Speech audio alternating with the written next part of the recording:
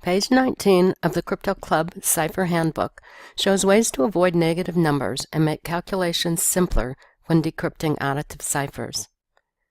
It requires practice to become efficient with these methods, but students will likely find it worthwhile to learn. Some may even find it fun. We'll demonstrate 3 different methods for decrypting an additive cipher using the example on the left. Method 1 is the method students already know. Since we encrypted by adding a key, we can decrypt by subtracting the key.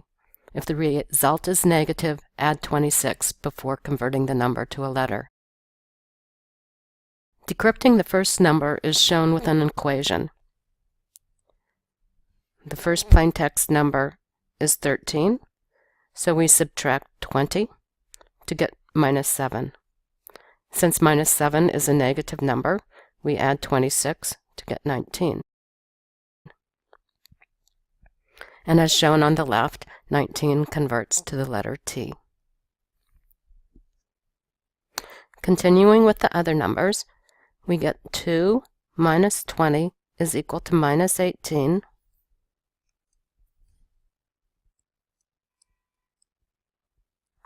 And then we add 26 to get 8. And the letter for 8 is I. 0 minus 20 is minus 20. And when we add 26, we get 6. And the letter for 6 is G. 24 minus 20 is 4. And we don't have a negative number, so we're done. The letter is E. 11 minus 20 is minus 9. And we add 26, we get 17. And by this time, you might have guessed that the final letter in the plaintext is R, and the answer is tiger. Next, let's see how to avoid those negative numbers using method 2. Here's the thinking.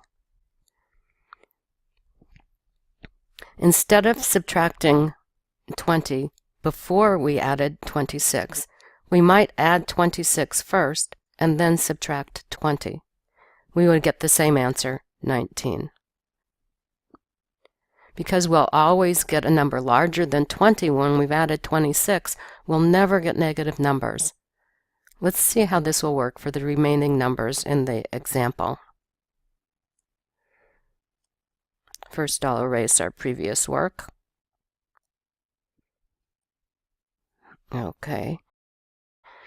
What do I want to do? I want to first add 26. So 2 plus 26 is 28. Now I'm going to subtract 20, and I'm going to get 8, just like I did before, the letters I. For 0, I first add 26, I get 26. And then I'm going to subtract 20, and I'm going to get 6. The letter's still G. For 24, I might not want to use this method, but I could.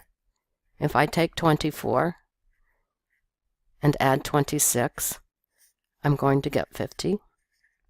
And if I take 50 and then subtract 20, I'm going to get 30. Oh, but this time my number's too big. I have to reduce. I take 30 and subtract 26 to get my 4. That was a lot more work, and I might rather have just subtracted 20 using method 1. Finally, I'll do 11. 11 plus 26 is 37. I might need paper and pencil for this. And when I subtract 20 from 37, I'm going to get 17, and I'll get my R again. Same answer, different method. With methods 1 and 2, students may be able to decrypt some numbers in their head. But to decrypt others, they may want to use pencil and paper or a calculator. Method 3 further simplifies the arithmetic. Again, look at our work for the number 13 to see the thinking for this method. Instead of adding 26 and then subtracting 20, why don't we first subtract the 20 from the 26 to get 6, and then add that number to 13 to get 19. So the method works like this. Every single time, we just have to add 6 to the ciphertext number. Let's see how that works in our example. We'll erase our previous work again. And now this time, I just need to add 6. 2 plus 6 is 8. 0 plus 6 is 6. 24 plus 6 is 30. But 30, now I have to reduce that. 30 reduces to 4 when I subtract 26. And 11 plus 6 is 17. That was so much fun, I didn't even bother with the letters as they went through. But I can write them in now. So method 3 works like this. First, compute 26 minus the key, and add that, since that's the same as adding 26 and then subtracting the key.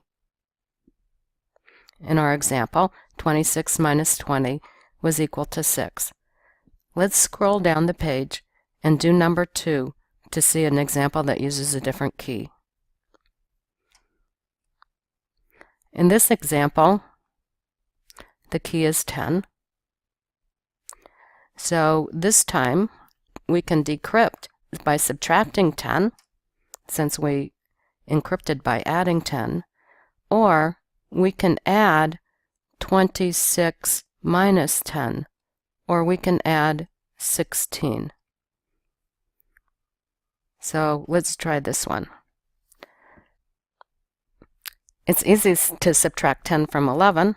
That's just 1.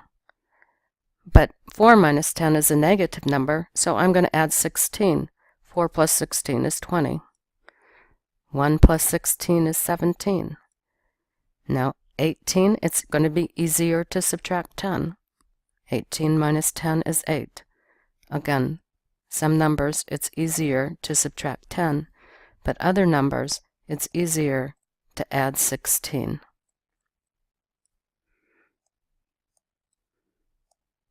So it's so easy to finish this number, I don't even want to convert to letters as I go.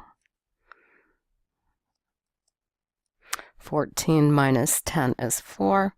It's easier to add 16 to 2, so I get 18. And I'm going to let you go back and look at the cipher table to see what the message is. But remember that the best way to make this simplified arithmetic work for you is to practice. Check out the next page, page 20 of the Cipher Handbook, for several examples.